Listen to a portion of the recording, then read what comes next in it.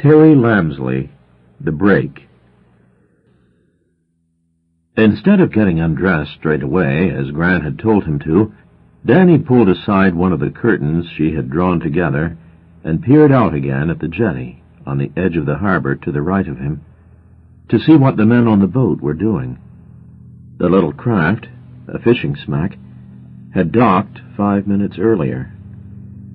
He had watched with admiration as the men aboard had maneuvered it into place as easily as if they were parking a car. The sky was getting darker, and the sea was flat, black, and shiny, except for the white lace of tiny waves tacked along the edge of the beach. He could no longer make out the shape of the hull of the vessel, but the jetty was built of pale, slightly yellow stone, against which he could see in silhouette the top of the boat and the activities of the two sailors on board. They had pulled a cumbersome object, a box of some kind, up from the deck, with a winch operated by a third man above them on the jetty. He had been waiting for them, staring out to sea, for some time before they had arrived. Danny had asked his Gran to open the top window because it was an oppressively warm evening and the hotel room had a flat, earthy smell like the inside of a greenhouse in winter. Through it he could hear the rattle of the hoist's cranking chain as the box lurched into the air, and the barking shouts of the man operating it. He was a very big man, dressed in heavy, unseasonable garments that made him look like a bear. He moved like a bear as well, Danny thought, with rolling, lunging motions, and seemed to have trouble keeping his balance. When the box rose to the level of his shoulders, the man pulled it round with a rope attached to the top of the hoist, then slowly lowered it onto the jetty. It must have slipped its chains at the last moment, because Danny saw it suddenly drop a few inches and heard it land with a sound that made him think it was very heavy and made of wood. The bear-like man walked around it quickly, inspecting it, then shouted sharply down to the others on the boat. At once a light came on in the cabin at the front of the smack. The engine started clunking, the third man cast off the ropes, and the vessel curved of crumpled tinfoil foam in its wake. "Danny, please. It's so late, and you've not even got into your pajamas." Gran didn't seem at all cross, as his mother would have been, but she sounded strained and disappointed in him. Danny hadn't heard her come in, but she always moved like that, so quietly and carefully, like a phantom. He dropped the edge of the curtain and, feeling slightly ashamed of himself, took the tray bearing a mug of chocolate and some toast she had brought him for supper, and set it down on the table beside his bed. "I'm not tired, Gran," he lied, then yawned hugely, giving the game away. "I was watching the sea," he explained somewhat inaccurately. "You've got all week for that," Gran said, holding a triangle of quilt tidily back away from his pillow to display how temptingly comfortable the bed beneath it looked. Danny said, "I like the boats. There's hundreds in the harbor. Will we be able to go for a trip on one? I can't take Granddad, and I mustn't leave him behind. But perhaps you could go on your own, if I think it's safe." "Is Granddad ill?" Danny asked, plugging the sink and twisting the taps to run water for his evening wash. When Gran didn't answer, he turned back to her and added, "He looks all right. I can't see anything wrong with him. He's not exactly ill, like you were last winter with your chest. It's just that recently he's got a bit forgetful." "Yes," Danny agreed. "I've noticed that," and saw his Gran's face darken. "I mean, sometimes he looks at me as though he doesn't know who I am. When I met you both at the station, and you left me with him and went to get a magazine, he asked me what my name was." "Oh, dear," said Gran, poking nervously at the gray curl that dangled down over her right eye. "Did he really?" "Then when I told him, he just shook his head, as though he'd never heard of me." "I'm sorry." "It's not your fault," Danny said generously. "He got my name right later." He began to brush his teeth.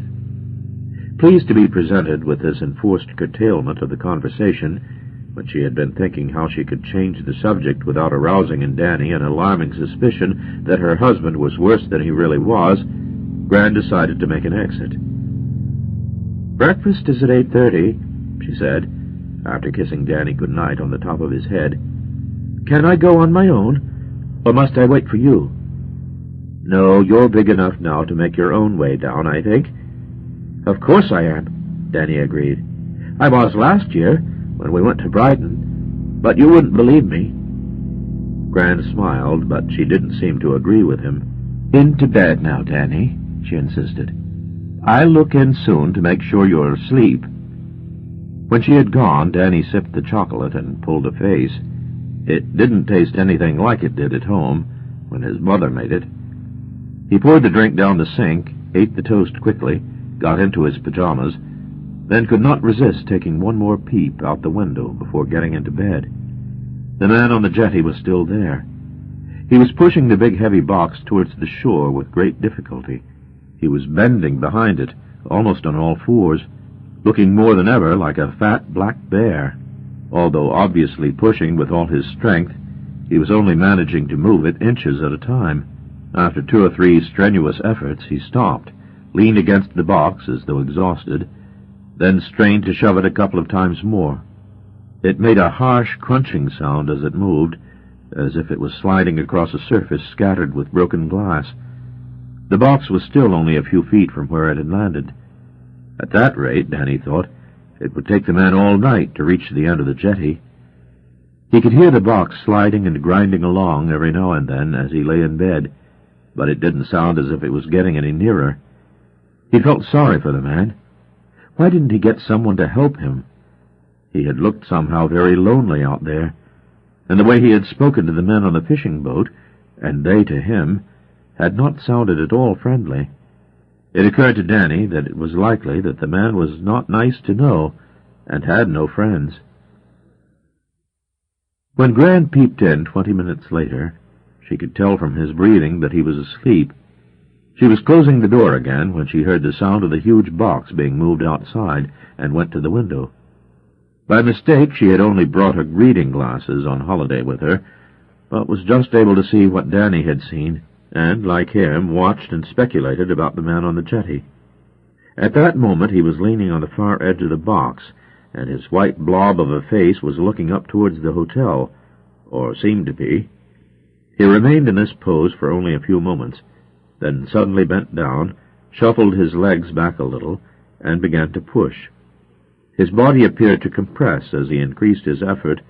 Then, though Gran's faulty vision could detect no movement, the box grated on the stone surface of the jetty as it jerked a few inches closer, and the figure behind it elongated. This happened 3 times.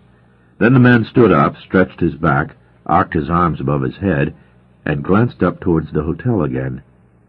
Gran stepped away from the window and closed her eyes for a moment as a harsh, cold light shone in on her. She realized it was the headlights of a car turning off the promenade up into the town. She suddenly felt an unexpected evening breeze from somewhere that made the edges of the curtains flutter, and caused her to twitch and clench her teeth and shudder. Because of that, and because she didn't want Danny woken up by any noise, she shut the window before she left the room.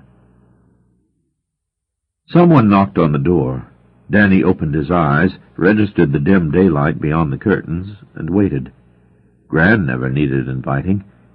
When, after a static silence, whoever it was knocked again, Danny sat up and called, "Come in." A young woman in a pale blue overall stepped sideways into the room. Still holding the door handle, she showed him a sketch of a smile and said, "Good morning. Tea or coffee?" Danny had not been expecting this. Hotels he had stayed in the past had provided equipment for guests to make their own refreshments. He asked for tea, and while the girl was busy at a trolley he could see parked on the corridor outside, hauled himself up out of the last few yards of sleep, feeling obscurely embarrassed and slightly irritated. The girl placed the tea by his bed and gave it an extra stir. She said, "Sleep well?" in a distant sort of way. "Yes, very. Thank you." "Good," the girl acknowledged. and bent down over him and began fussing with his pillow. Danny made some effort to sit up. The girl must have thought he was having difficulty doing so, as she reached behind his head with her right hand and supported the upper part of his back. It was a gentle, helpful movement, but Danny didn't like it. The girl's fingers were thin and hard against his spine, and there was something investigative about the way she touched him that made him uneasy, as though she was literally weighing him up and testing the quality of the flesh beneath his pajamas. He reared up away from her hand and shook his shoulders. The girl's thumb and fingers rested for a moment on the top of his arm, almost squeezing, before she turned away to open the curtains with a flourish, revealing rain-spotted windows, and beyond the grimy gray sky of the disappointing day outside. "They say it will clear up later," the girl assured him, and the edgy smile shifted briefly across her face again. Danny couldn't understand why he didn't like her. There was nothing about her looks to upset him. She had a sharp but almost pretty face, and she was obviously trying to be nice. She couldn't help having hard, bony fingers. After she had gone, Danny snuggled down into the bed again until he remembered the man on the jetty the night before. He played a game in his mind, laying bets with himself about how far the man had moved the box. In the end, he decided there would be no sign of it. Someone would have been to collect it and taken it away. He hopped out of bed to check, and saw the box still on the jetty, not far from where he had last seen it. A large sheet of dark green tarpaulin, tied in place with a strand of rope, had been draped over it. A puddle of rain had formed on top of it. There was no sign of the man. The jetty was otherwise empty. Danny found that if he stood on tiptoe, he could just see over the roofs of the hotels on the street below him onto the beach to the left of the jetty. It, too, was deserted now, except for piles of deck chairs and a solitary dog jumping and jerking in the foam at the water's edge, tugging savagely at something, probably a strand of black seaweed, that glistened like a hank of wet, soapy human hair. From time to time the dog dropped the weed, held up its head, and snapped its jaws open and shut. Realizing his window had been closed, because he couldn't hear the creature barking, Danny climbed onto the sill and opened it. Cold, damp air, straight off the sea, surged into the room. He could hear the sloshing breakers of the turning tide, slightly baffled by the veils of wind-blown rain that were sweeping across the town, and the urgent, worried yapping of the dog, sounding much further off than it really was. He washed, dressed quickly in a new T-shirt and jeans, and set out to find the dining room. The hotel was full of the smell of breakfast, and he hoped he could find his food by following his nose.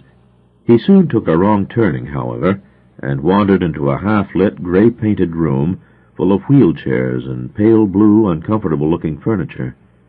There was a large mural on the wall, depicting in faded primary colors what he thought must be heaven, with naked, sexless angels leading stooping elderly humans in white togas through an English rural landscape, drawn in such a way as to suggest a vast perspective. At the top of the picture, other angels, with tiny golden wings, flew through the sky, pulling strings of smiling old people along behind them. Yet more of the heavenly hosts, playing musical instruments, rested on cotton-wool clouds beneath a beneficent, smirking sun, while a multitude of ancient mortals hovered around them, listening to their concert with obvious gratitude and appreciation. At first Danny thought he was alone in the room. Then he noticed, scattered along the walls, a number of elderly people, seemingly asleep in their seats and wheelchairs. They were lolling sideways, backwards or forward, like inanimate puppets.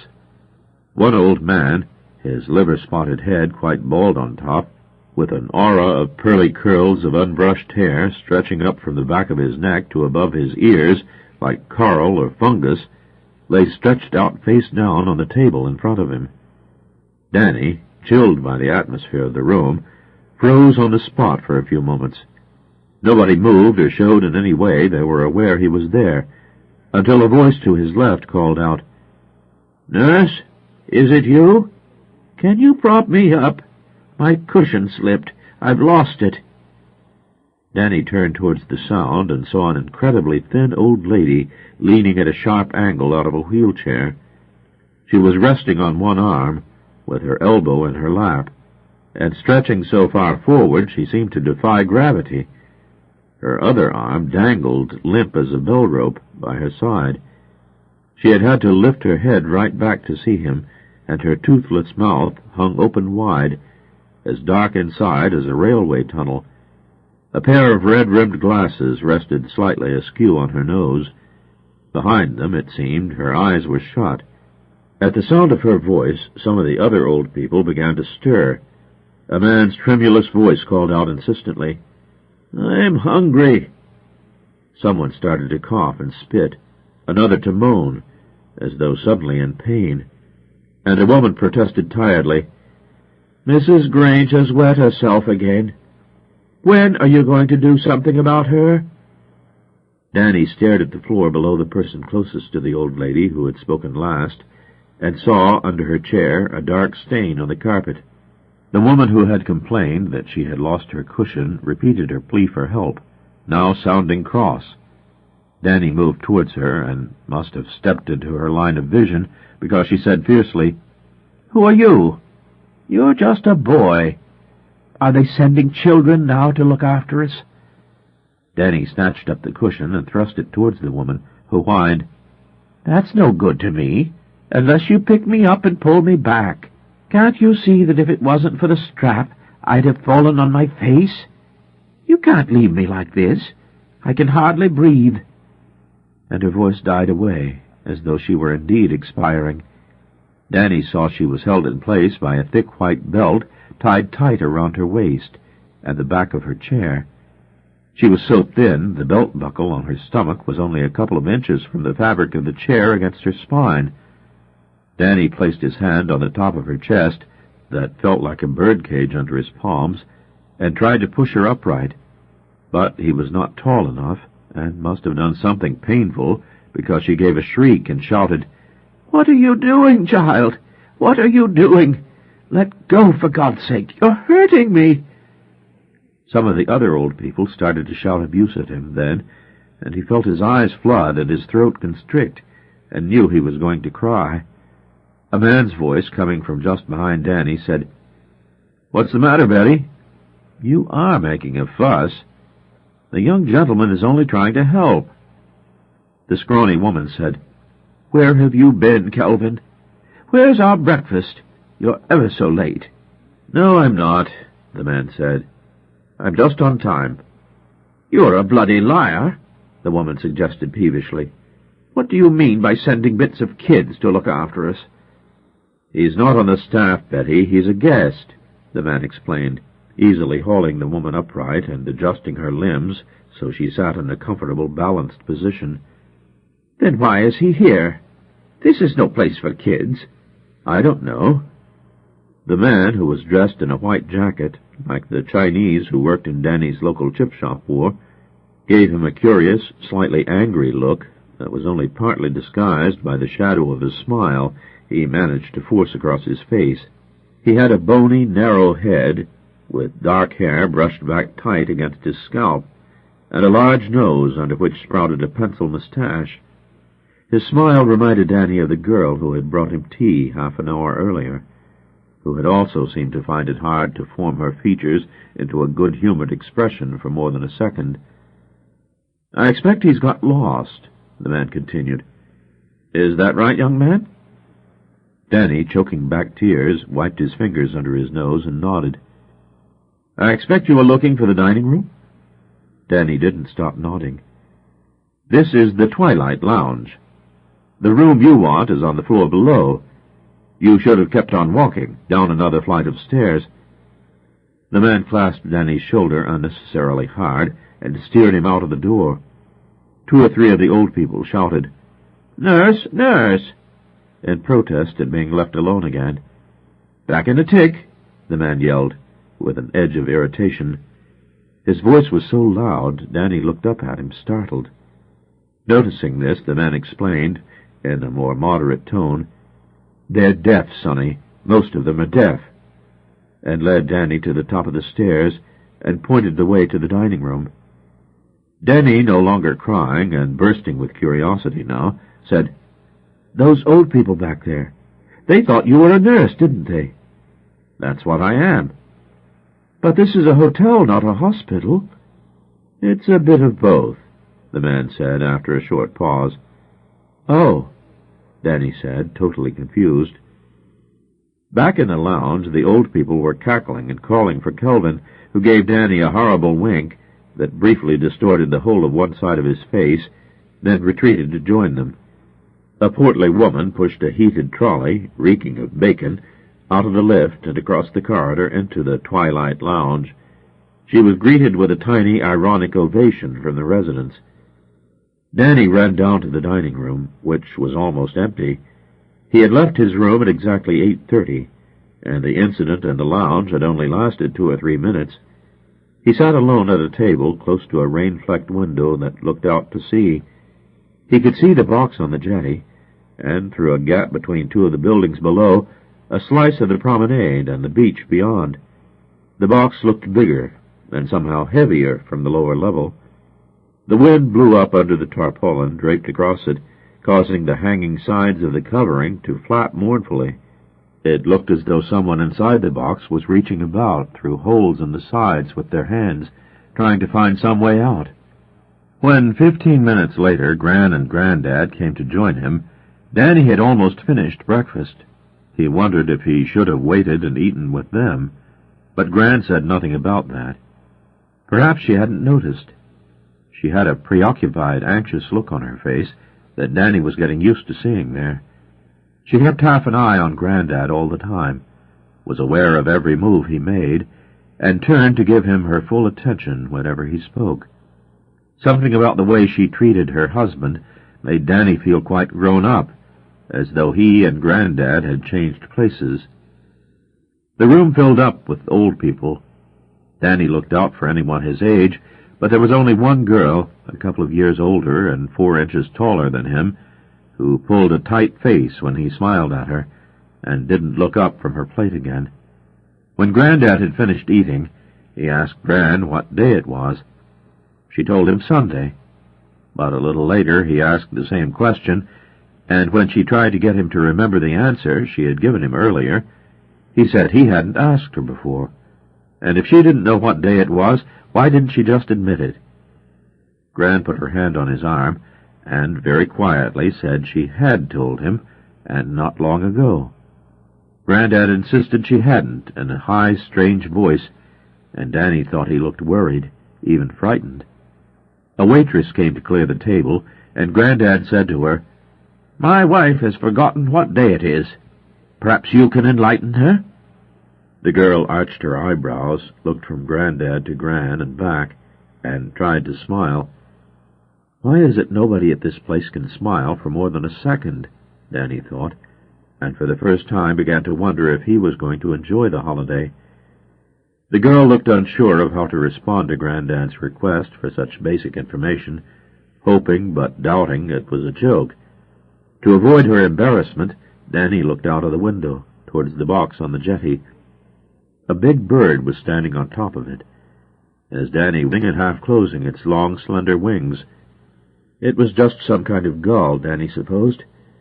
It was that sort of shape.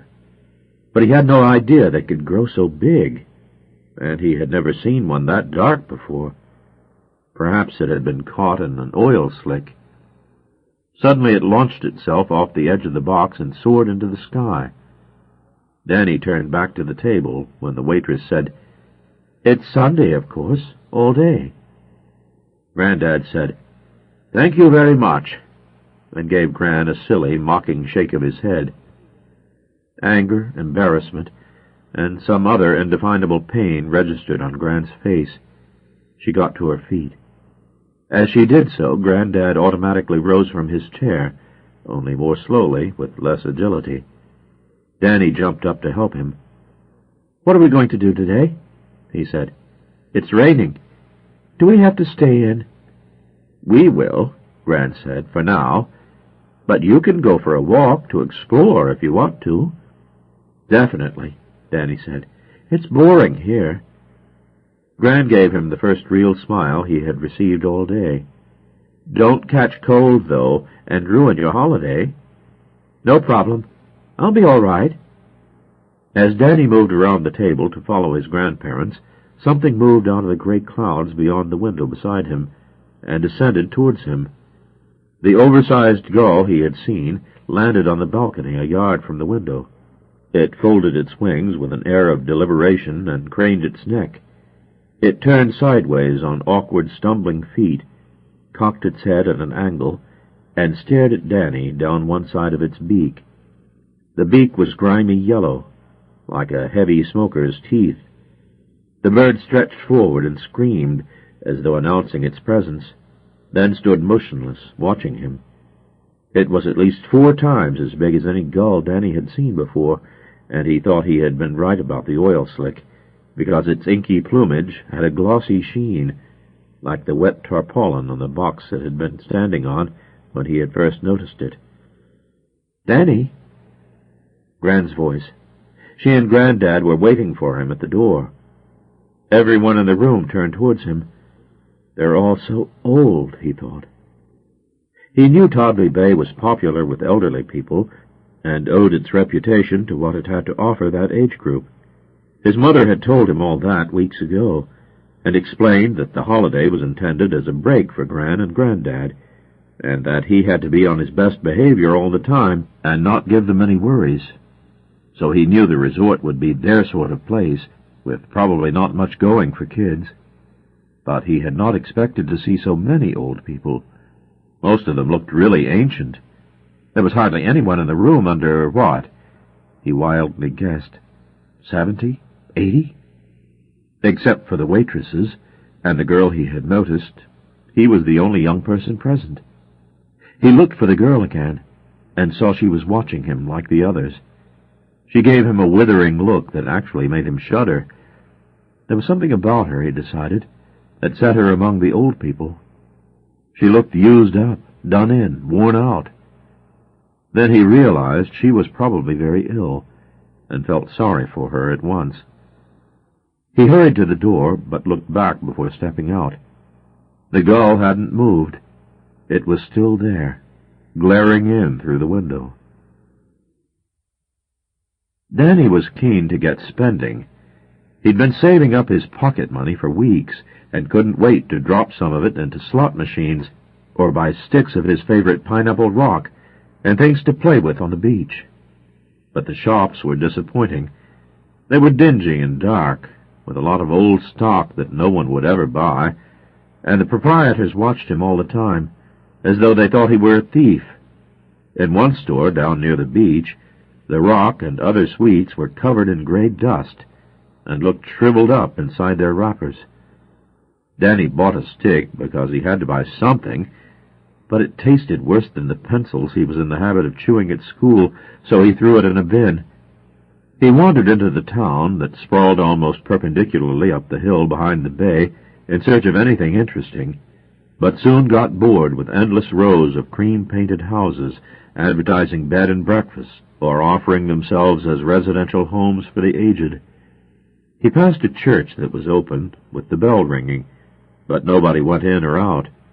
A gaunt and gloomy vicar with a lead-gray face was standing at the door, stiff as a waxwork, waiting to shake someone's hand. It got tiring climbing up the steep streets, so Danny turned back. His feet wanted to run down the sharp incline towards the beach, so he let them. The soles of his trainers slapped like clapping hands on the wet, empty streets, and he began to feel exhilarated, the way you should feel on holiday. The tide was on its way out, and he ran without stopping right down the beach to the water's edge. It was cold down there, and a wind driving off the sea carried a miserable, almost invisible mist with it. But Danny tried not to let that bother him. He threw some pebbles at a jellyfish, played tag with the waves, then trotted along until he was suddenly brought up short by the jetty, half of which still stretched out into the sea.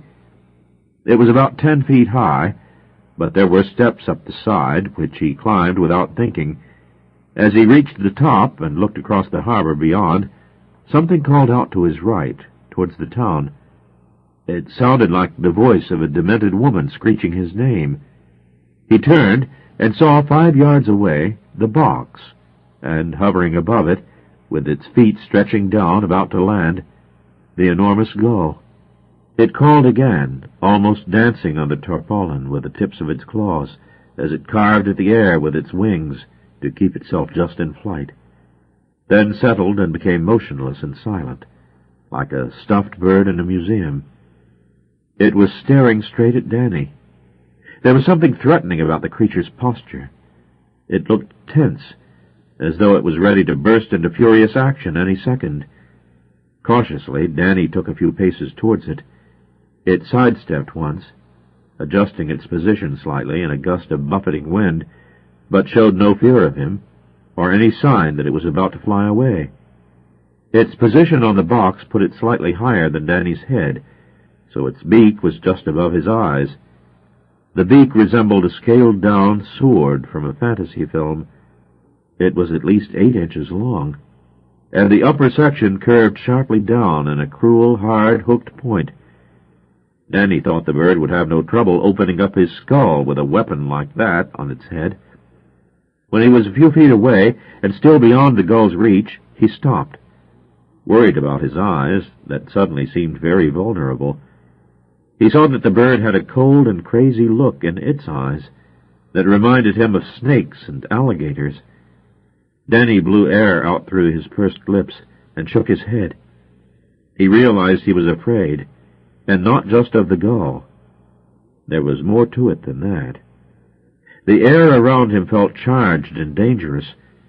Beyond the jetty, the town itself seemed to be watching him, poised and ready to tumble forward on top of him in a huge avalanche if he did the wrong thing. Something he sensed was in the balance. For the first time he took a close look at the box. It was made of wood, bound with strips of greenish metal that could have been brass, and its unpainted surface was mottled with patches of dank, dark emerald growth, probably some kind of marine weed. It stood in a puddle of its own making. The wood was waterlogged, which partly explained why the man he had seen pushing it had found the task such heavy going. The lid, if it had a lid, was under the flapping tarpaulin cover, but something about the box gave Danny the impression it was locked up very tight. It looked impenetrable.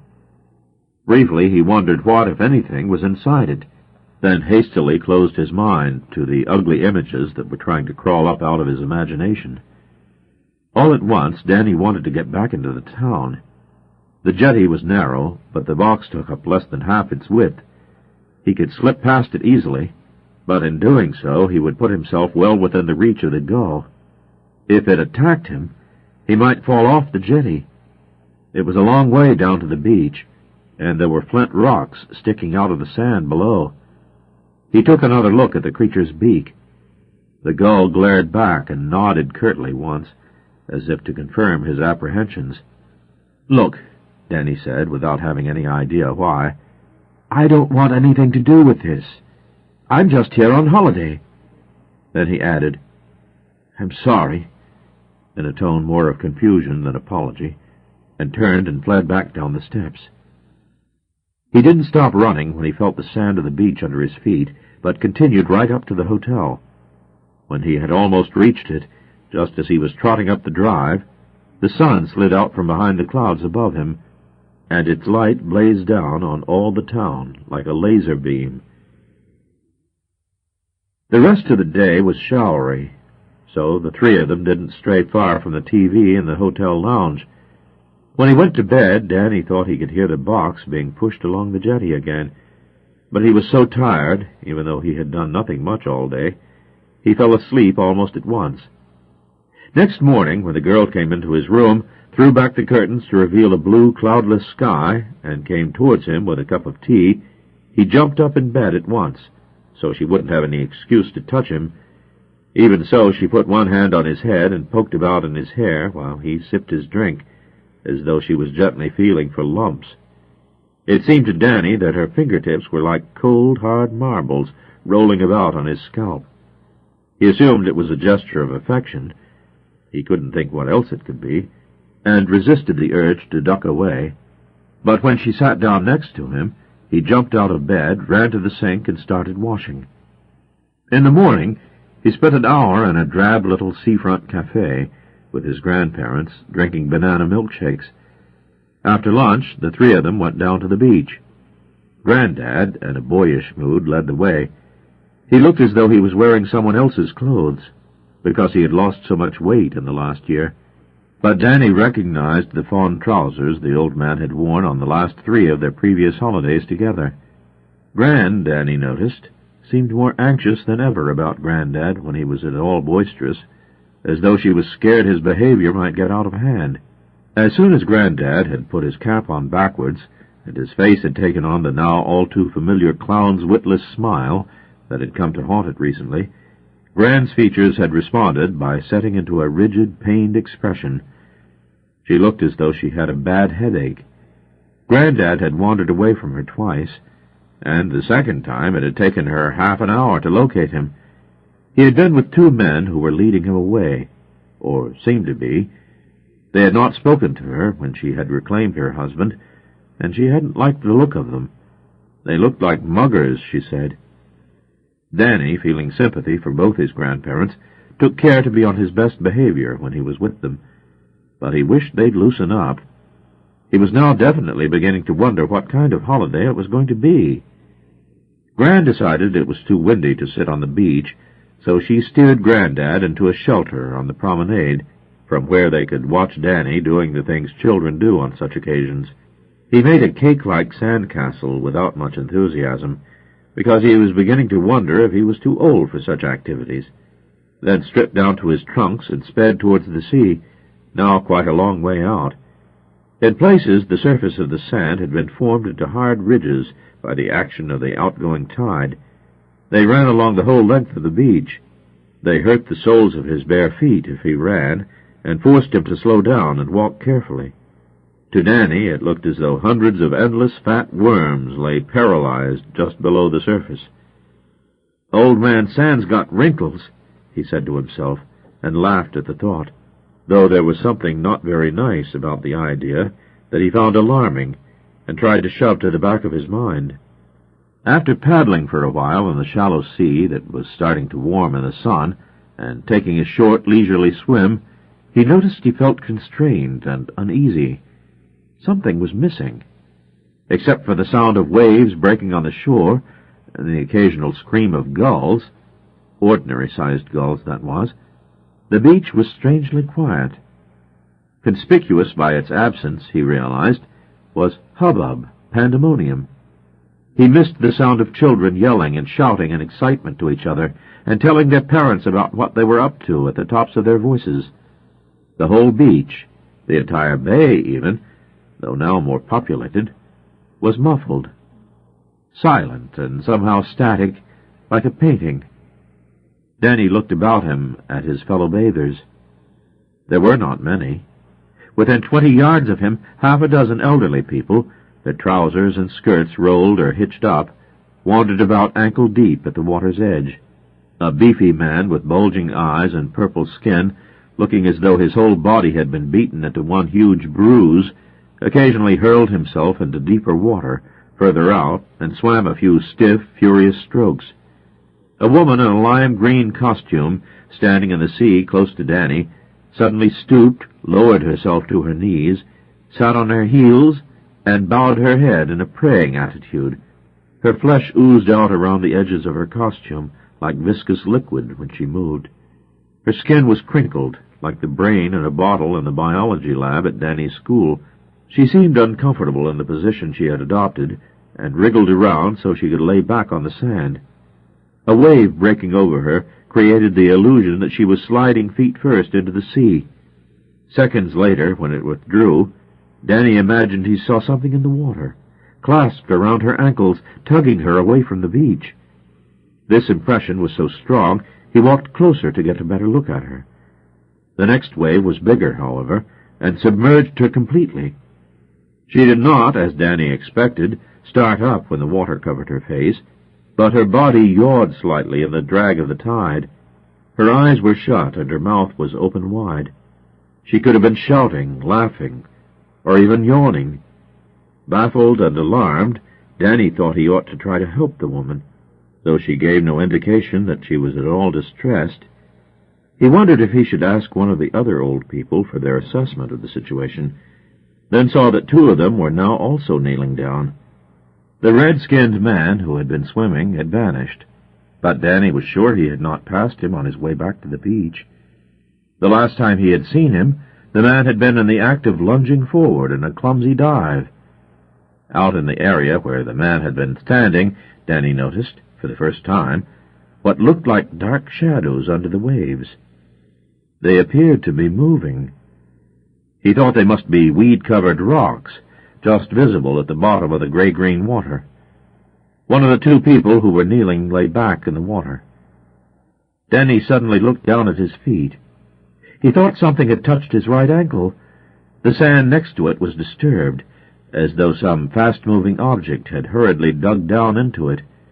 He turned and ran a few yards out of the water, stood on the nearly dry sand, and looked back. The tide must be coming in fast, he thought, as there was no sign of the woman in the green costume. He could no longer see some of the other people who had been paddling, but a handful more had stumbled forward off the beach into the sea. He realized that none of them had nodded to him, or given him so much as a glance. He shrugged, and jogged back to where Gran and Grandad were sitting in the shelter. Gran looked more relaxed, perhaps because Grandad was asleep. She held a finger to her lips to warn Danny to keep his voice down, and asked him if he was enjoying himself. Danny didn't want to upset her by telling the truth about how he did feel at that moment, which in any case would be difficult to explain, so he just nodded. He asked for money for an ice cream. As Gran fumbled in her purse, Danny noticed a man sitting on the beach on the other side of Grandad was watching him. He was heavily built, with a bald head and heavy jowls, and was dressed in old, dark working clothes. He could have been a fisherman. He had one arm along the bench behind Grandad's head. Two fingers of his hand rested on Grandad's shoulder. As Danny looked back at him, he lifted the fingers and curled them back towards his palm. Danny got ice creams for himself and Gran and hurried back. The bald man had gone, so Danny sat in the vacant place. "Who was that man, Gran?" he asked. "Which man?" "The one who had his arm around Grandad." "Danny, what do you mean? I'm sure he wasn't doing anything of the kind."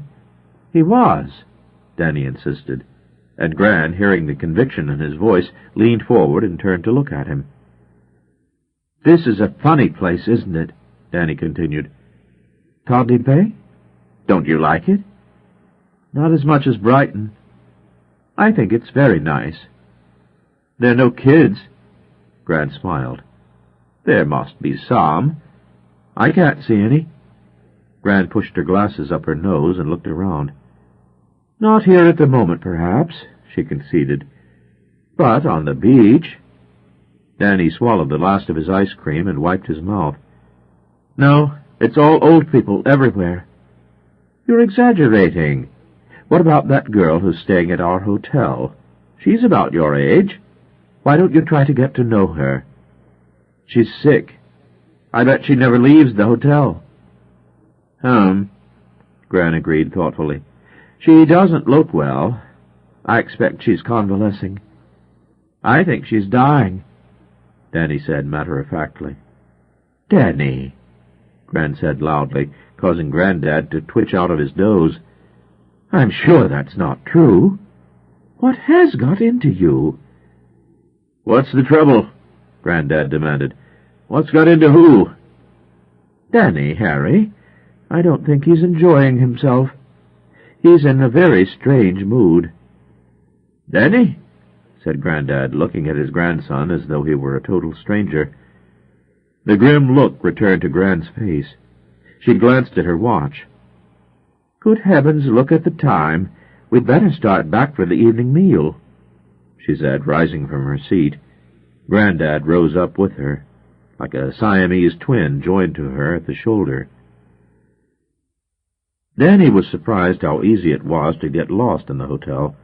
The corridors and public rooms were decorated uniformly throughout, which made it hard to get your bearings, But even so, it didn't explain why he lost his way quite so often. He kept finding himself on the wrong floor. He'd carefully count the turns and the flights of stairs, so he was sure he knew exactly where he was, only to discover he was one or even two floors out. He noticed quite a few of the old people wandering around in even deeper bafflement than usual from time to time, which made him feel better, because it suggested he wasn't the only one experiencing this peculiar disorientation. A couple of times Danny bumped into Kelvin, the nurse with the walrus mustache, who told him how to get to where he wanted to go. He wasn't exactly unfriendly, but he must have been a very busy man, because he hardly stopped long enough to give the necessary directions before he blustered off again. On the third night of the holiday, after leaving his grandparents in the TV lounge, Danny searched about down wrong corridors for 10 minutes before he found his room. He complimented himself. He was getting better. The night before it had taken twice that long to get his bearings. As he was putting on his pajamas, he heard the big box being shoved along the jetty. A shining mist that had crawled up off the sea with the onset of darkness had vanished when he looked out of the window. The air was clear, and he could see the man had nearly gotten the box to the end of the jetty. Danny was very interested to see what would happen next, because he knew there were 2 steps up from the jetty to the promenade and the street beyond, and he couldn't see how one man could possibly get the box up them without help. He got into bed and pretended to be asleep when Gran came, so she only stayed a moment. He felt bad about it, but he had become fed up with her company that evening, because she was wearing herself out fussing over Granddad, who was definitely going gaga. They were both getting visibly worse daily. A lot of the time it was a pain being with them. When Gran had gone, Danny got up again and looked out the window. The box was about a foot from the steps, and the man had gone. He watched for a while, but nothing happened, so he slid back between the sheets, feeling let down and disappointed, and fell asleep. Later, something woke him up. Noises coming from the direction of the jetty. Different noises. He trotted to the window and looked out. The man was back. He had set a lantern on the edge of the top step, and had placed a long metal tube or roller, 4 or 5 inches in diameter, at the base of the box, on the side closest to the steps. He was lifting the box with a jack. When it was the right height, he kicked the roller under it on one side, let the box drop, then went around to the far side to repeat the process. When the roller was under the full length of the leading edge of the box, he went behind it and began to push.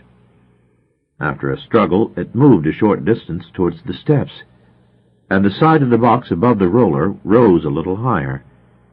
After giving 3 huge shoves, the man got another, thicker roller from somewhere, and laid it in front of the first one he had positioned. Then he went behind the box and pushed and pushed. The front edge of the thing was soon higher than the bottom step, and in 20 minutes, after the man had put more rollers in place and done a lot more heaving, it was hovering a good distance above and beyond the top of the second. Then the man hit a problem. Because it was inclined at an angle, he was finding it increasingly difficult to move the box.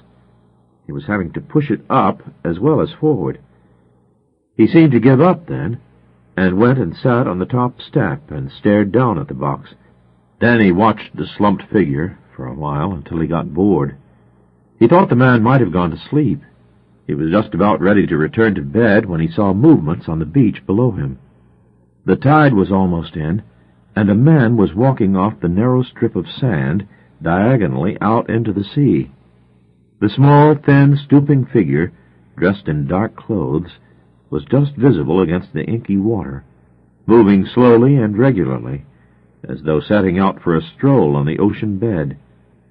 When the sea was up to his waist, he stopped, sank back into the water, and disappeared from sight. Danny thought. No, he knew the person, whoever he was, had stretched out on the sand, like the woman in the green costume he had seen the day before. There were a few deck chairs left out on the beach, Danny noticed, spread about near where the now presumably drowning man had been when he'd first sighted him. To his amazement, he could see shapes that could only be people sprawling in some of the chairs. Danny peered at his watch. It was almost midnight. It had been dark for almost 2 hours. "They're moonbathing," he thought, and smiled uneasily in the dark, aware that the people didn't look at all funny.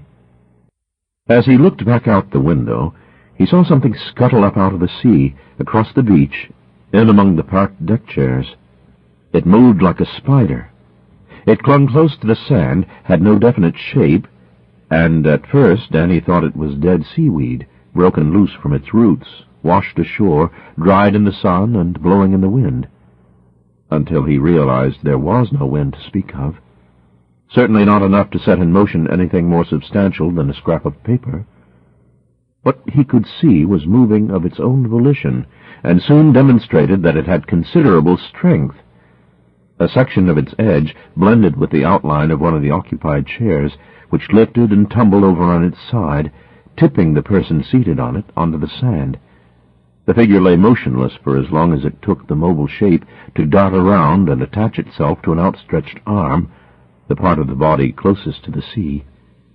The body twitched once, then slid smoothly to the tide line and into the waves beyond, where it and the thing pulling it sank out of sight. Then for a time nothing moved on the beach that Danny could see, though his eyes were alert for the slightest motion. It was a sound from the end of the jetty that grabbed his attention next, a loud grunt of pain or effort, or both.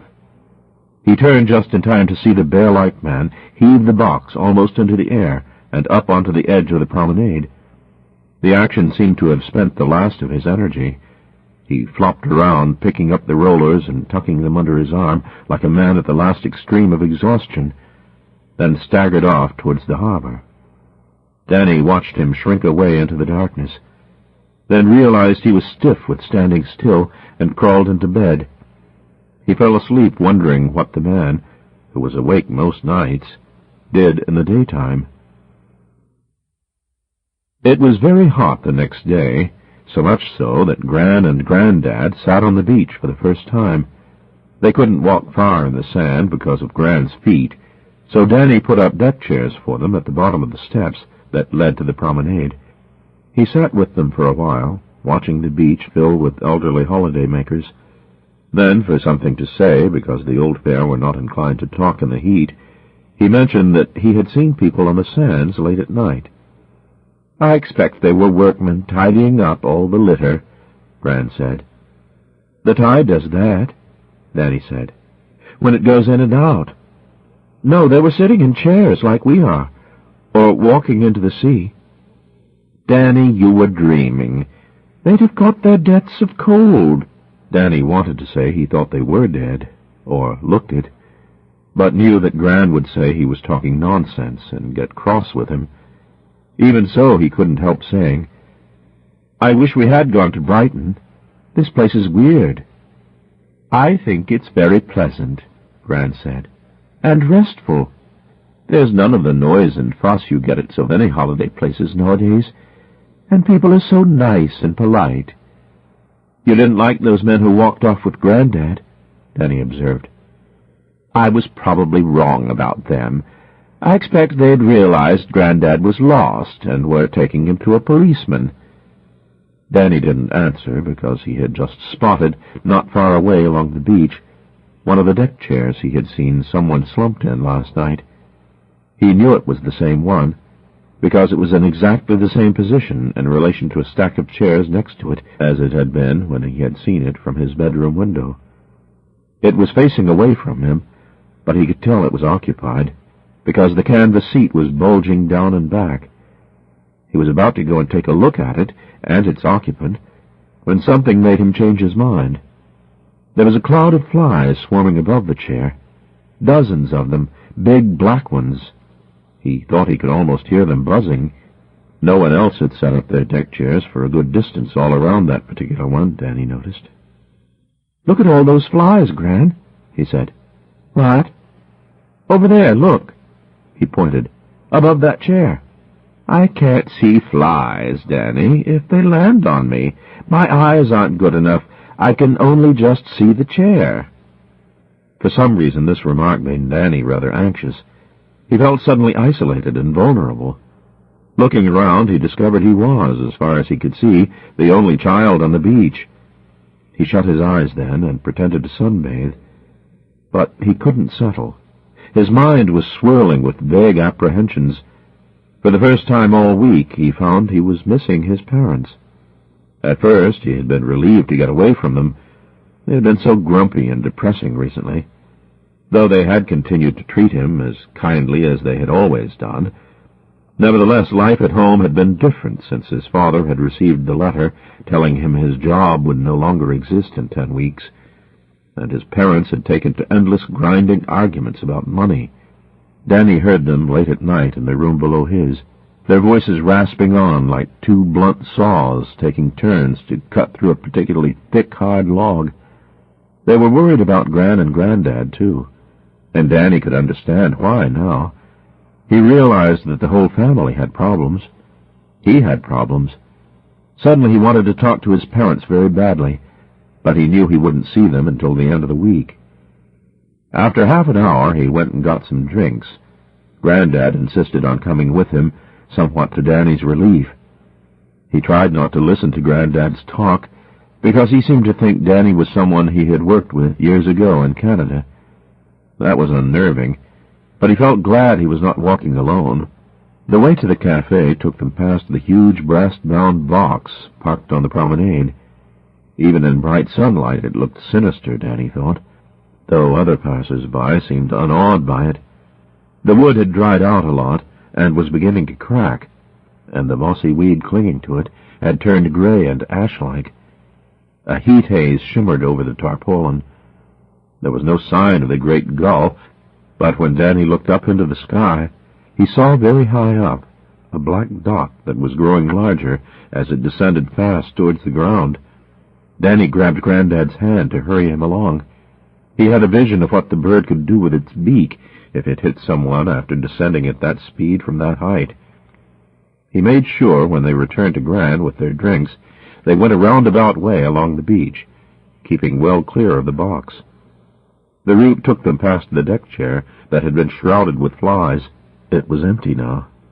Danny got the impression that a small group of youngish men in overalls, moving down the beach towards the sea, were carrying something they had lifted from the chair, but in the confusion of people it was hard to be sure. He went quite near the chair, and saw there were still a few flies on duty there, hovering over a wet red-brown stain on the canvas seat. It seemed to be a bad day for insects. Early in the afternoon, millions of tiny silver and brown flies with thin bodies and long legs appeared from nowhere on the beach. They hopped rather than flew, and got all over Danny's bare legs and arms. They were strangely dry and weightless, like the congregations of corpses that gather on window ledges in empty houses in the summer, and seemed almost without substance. They didn't bite or sting. They were just disgusting. Danny soon had enough of them. He asked Gran if he could go for a boat trip around the bay. "You said I could, and if I don't go soon, the holiday will be over," he pleaded. "There's still 3 more whole days," Gran said, but she agreed he could do as he had asked. They left their beach bag and Danny's towels on their chairs, because Gran said she was sure there were no thieves about, and the 3 of them made their way to the harbor. One of the 2 boats that did trips was out beyond the headland, just visible in the distance, and the second was almost full and ready to go. It was a big, wide boat that Gran declared quite safe, so she gave Danny some money and told him to get on board.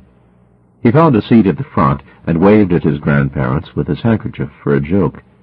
Gran waved back, and Granddad copied her movements exactly, a sight that made Danny laugh aloud. A teenage boy in sun-bleached denim jumped onto the boat and began collecting money and handing out tickets.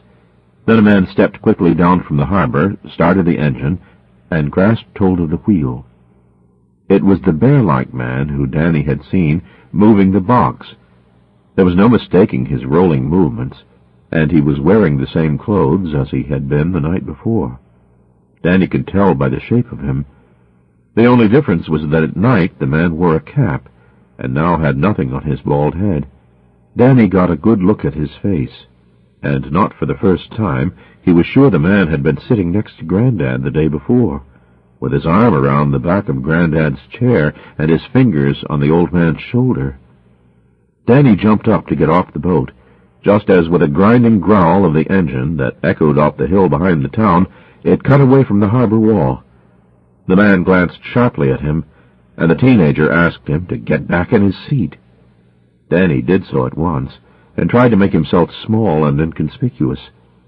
The man at the front of the boat was facing away from Danny.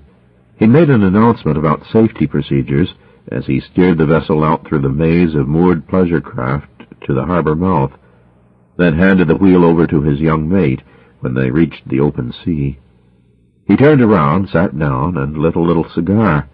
As he blew out smoke, he raised his head and glanced quickly around at his passengers. When he saw Danny, he took another sharp drag at his cigar and seemed to shake his head slightly.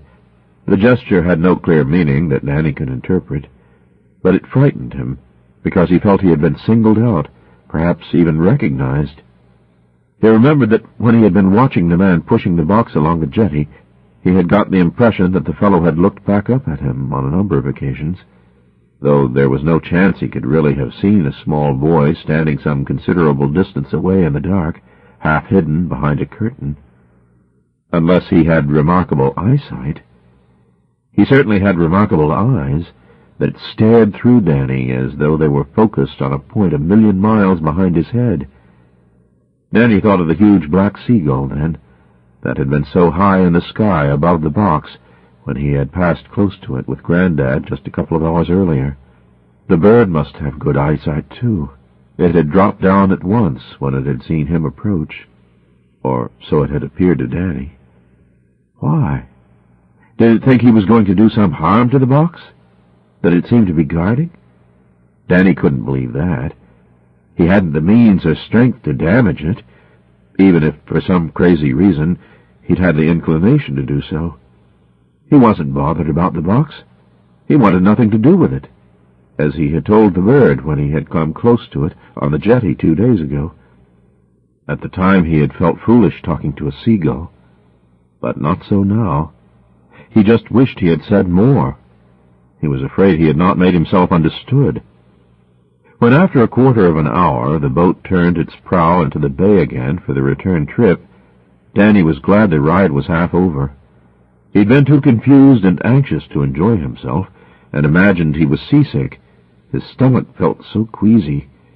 He was very glad when the man, whose hard, unfriendly gaze had returned to him every few minutes, got up to take over the wheel again as they approached the harbor. Gran was waiting for him on the promenade, holding onto a railing at the very edge of the harbor. Danny waved, but he knew she wouldn't see him. He doubted if she could even see the boat, but she knew what time he was due to return, and was just being there for him. Grandad sat on a bench a few feet behind her, talking to a man seated next to him. His conversation was animated. He waved his arms, and at one point stood up and made a gesture, incomprehensible to Danny, to illustrate some point he was making. Danny guessed he thought his companion was someone from years back in his past when his life had been exciting, and that they were sharing some adventure together. As Grandad, in his enthusiasm, took a few steps away from the bench, another man, who Danny had not noticed, but who must have been standing nearby, screwed up some paper he had been eating out of and tossed it into a bin. Then he sidled closer to Grandad, as though he were on wheels, in a sliding, gliding movement that arrested Danny's attention completely, and totally altered his understanding of the scene he was witnessing. The man on the bench got up, stood next to Grandad, and pointed inland to somewhere in the town. When Grandad turned to look, the man took his arm, and began with a certain amount of force, Danny thought, to lead him away. The second man, moving as though he were sliding on ice, fell in behind them. Gran, still peering myopically out to sea, was obviously unaware of what was going on behind her. The boat was coming into dock now, and Danny could see her bland, smiling face staring out at the blur of the world in front of her. He half stood up and shouted at her, and made jerking movements with his hand, intended to make her look behind. As he rose to his feet, some of the other passengers thought he was getting ready to disembark, and also started to get up off their seats. Perceiving this, the man who was steering the boat turned and yelled something to his mate, who jumped onto a chair and called to everyone to be seated. In the confusion of people bobbing up and down, Danny lost sight of Gran, but he was careful to keep an eye on Grandad, who was being led slowly uphill into the town. Not a purposeful walker at the best of times, Grandad liked to stop and start when the urge took him, and the two men were plainly having trouble getting him to go where they wanted him to, and were making slow progress. The boat bumped against the harbor wall, and the teenagers skipped ashore to fasten the ropes. The bear-like man took his place next to the couple of steps up the side of the vessel, and helped his frail, nervous passengers onto dry land by steering them across the short gangplank, whether they wanted him to or not. Danny tried to squeeze forward in the queue, getting a few sharp comments from some old ladies as he did so. When his turn to disembark came, he tried to avoid the hands of the man by almost running off the boat, but without success. He felt fingers like tentacles curl around his upper arm to stop him in mid-stride. The man lifted him effortlessly and half-turned him so they were face to face. Danny could smell cigar smoke on his breath, and other more strange odors that he had never come across before. There was a scrap of tobacco on the man's lip that must have irritated him, as he flicked it with his tongue and spat it out over Danny's shoulder with a toss of his head. The action reminded Danny of squirrels he had seen in the park at home, standing on their hind legs and spitting out indigestible fragments of nuts they were eating. Not that there was anything cute or squirrel-like about the man's appearance. His heavily featured face, with its sharp, down-curving nose and receding, almost horizontal forehead, was set hard in an ambiguous mask of contempt and vague curiosity, as though Danny were a not very fine example of something that, had it been of better or different quality, would perhaps have interested him. Either his head was unusually small, or it seemed so in proportion to the bulk of his vast, barrel-like body. His little gimlet eyes bore in on Danny's like nails. In the irises of each of them, Danny could see tiny reflections of his own frightened face. The man loosened his grip on Danny's arms and ran his hands down them to the wrists, pressing with his fingertips, feeling for the bones beneath the flesh. He held the joints of Danny's wrists between his thumbs and fingers and lifted them to the height of his shoulders, so the boy's hands hung in front of him like a half-animated puppet's. Danny squirmed and looked back over his shoulder. Gran was just behind him on the promenade. He could tell from the confusion and apprehension on her face that she was close enough to see what was happening to him. He tried to get away from the man's grasp and yelled out, "Granddad's gone! They've taken him away again! Get after him! He's gone up into the town!" The man moved then, and held Danny out so that he was hanging by his wrists over the side of the boat next to the little gangplank. The vessel was about 12 inches from the harbor wall and rocking slightly up and down and from side to side, in the wake of the other boats passing beyond. Danny thought if the man let go and he fell, he might be crushed between the wall and the side of the boat. The water below his feet, the color of boiled cabbage, and marbled with rainbow-tinted whirls of diesel fuel, looked deep, thick, and viscous, like glue. Darker shapes moved below its surface. It somehow looked hungry, too. Danny imagined his broken body being sucked down into it, dragged under the keel, and pulled out to sea by swirling undercurrents. He was only suspended thus for a few seconds before the man stretched out over the side of the boat and lowered him slowly onto the edge of the harbor and released him. But they were long seconds, and terrible while they lasted. Some of the elderly people waiting their turn to go ashore thought the man had played an amusing joke on Danny, and squawked with laughter as he ran shouting to his grandmother. By this time she had discovered her husband's absence, and as soon as Danny's toes touched the ground, went stumbling away on her arthritic feet to look for him. "Up the hill!" Danny screamed. "They've taken him up the hill!" Gran turned to him with a hopeless look, already out of breath and concerned about her hammering heart. "Don't worry," Danny said as he overtook her. "Wait here. I'll get him back." The streets were full of old people drifting back and forth from the beach. They reacted too slowly to get out of Danny's way, so he had to run a zigzag course around them. He lost sight of Granddad from time to time, but knew he must soon catch up with him, because the trio had come to a stop halfway up the hill. They seemed to be arguing. They were standing just inside an alleyway, between two decrepit-looking red-brick Victorian hotels. The man who had been seated on the bench next to Granddad had hold of his sleeve. He wasn't actually tugging at it, but he was making it impossible for the old man to retreat. The other would-be abductor, with smooth, oily movements, was gliding around the pair of them, talking all the while, and making calming gestures with his outstretched hands. Danny could hear Granddad's voice. He was bellowing at the two men that he'd had enough of their nonsense. He was going to arrest them. Didn't they know he was a member of the mounted police? He was back in the past in Canada again. His face looked more worried than he sounded, but brightened when he saw Danny, who assumed he had been recognized for once. The two men, following the old man's gaze, turned to see Danny running towards them. The one with peculiar movements detached himself from the tableau and slid towards Danny like a skater. He was dressed in a tight black jacket and shiny trousers like a waiter's.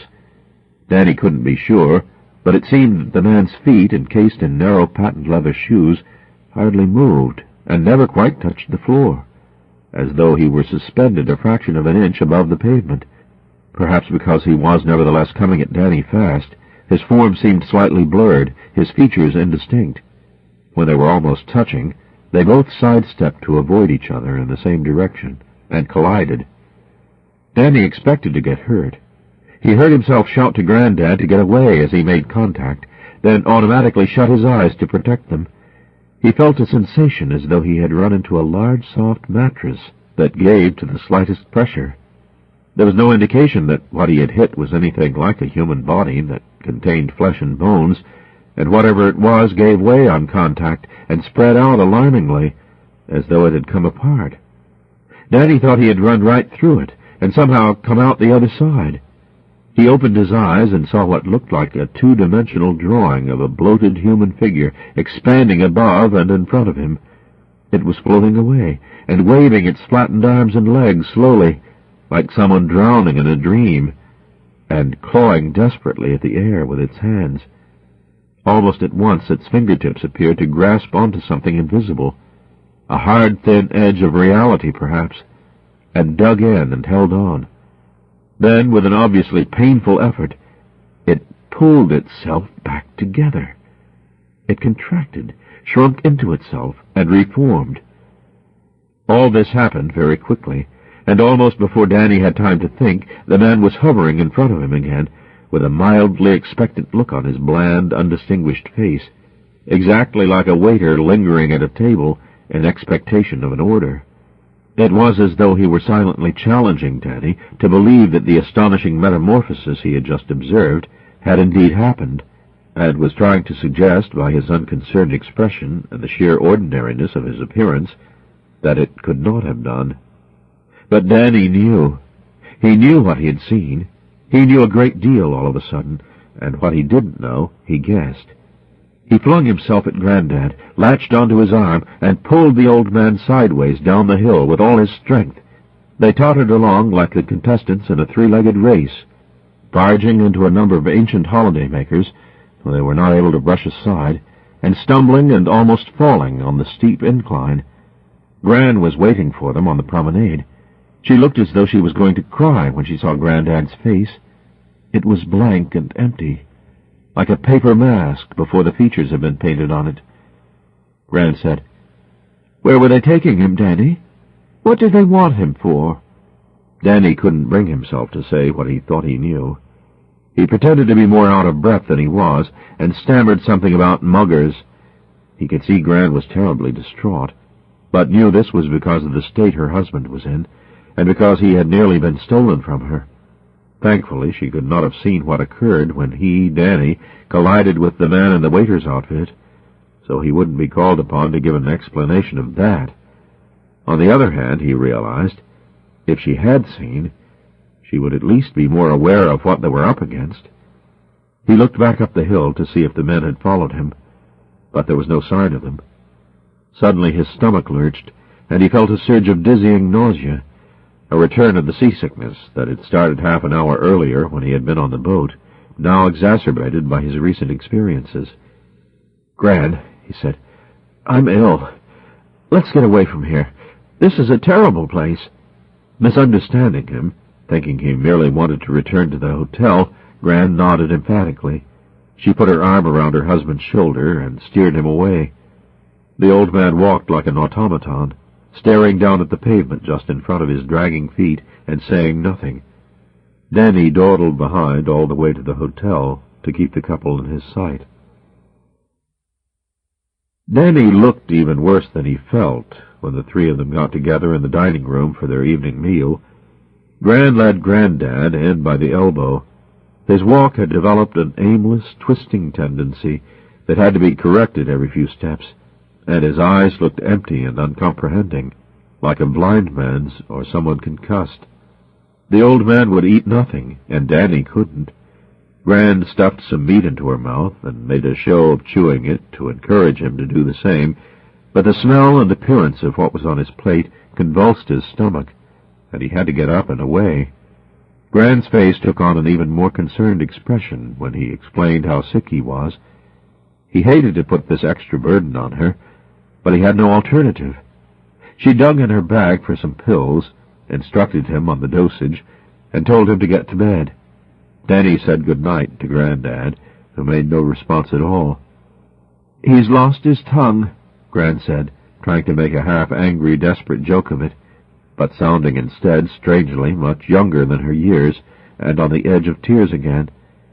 Danny dragged himself up the wide blue-carpeted stairs, feeling dizzy and disoriented. The spaces around him seemed much wider than he knew they were, as though the hotel had expanded in all directions, a process that appeared to be obscurely continuing out at the edge of his vision. He counted flights from floor to floor grimly, passing hand over hand on the stair rail like a man hauling himself along a rope to safety. It occurred to him to take the lift, but he knew his stomach wouldn't stand for that.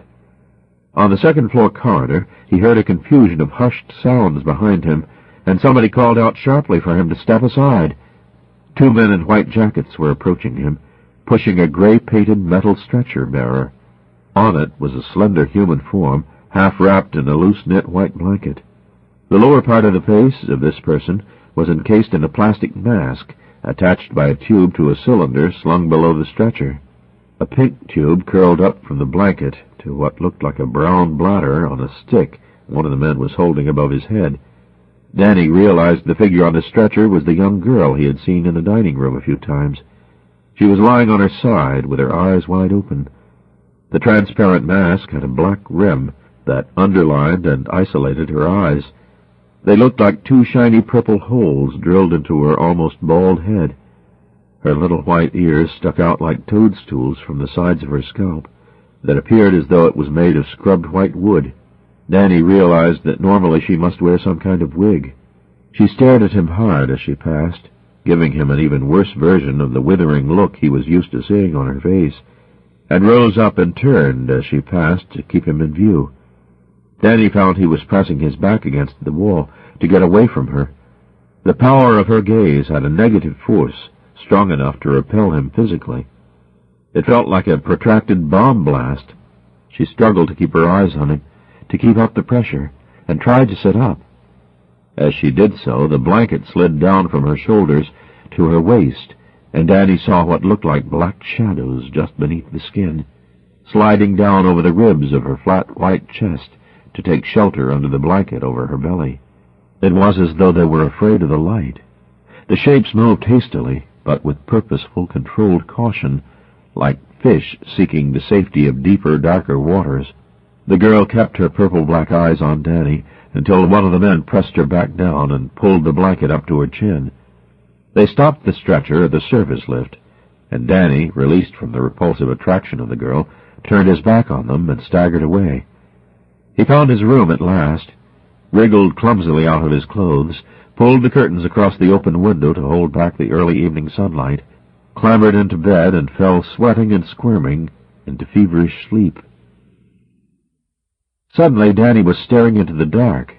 His eyes had clicked open with a snap that was almost audible. His whole body was rigid with tension. His senses were as alert as a hunter's, and when at last he moved stealthily. He peeled the quilt smoothly back off the bed and stood up. As he did so, the sound that had woken him was repeated somewhere out beyond his window. It was a sliding sound, similar to the noises he had heard earlier in the week, but not quite the same. It was a lighter, easier sound. The box was moving faster. Danny crept to the window and edged the curtain to one side, just far enough to give him a view of the section of the street visible between two hotels at the lower level. The sound seemed to be coming from down there. Seconds later he heard it again, as a long corner of shadow stretched out to his left along the street below. It was followed by the blunt black end of the box, which slid swiftly into full view and came to rest at a point halfway between the hotels, but only for a moment. The bear-like man behind it hardly paused for rest before pushing it on out of sight.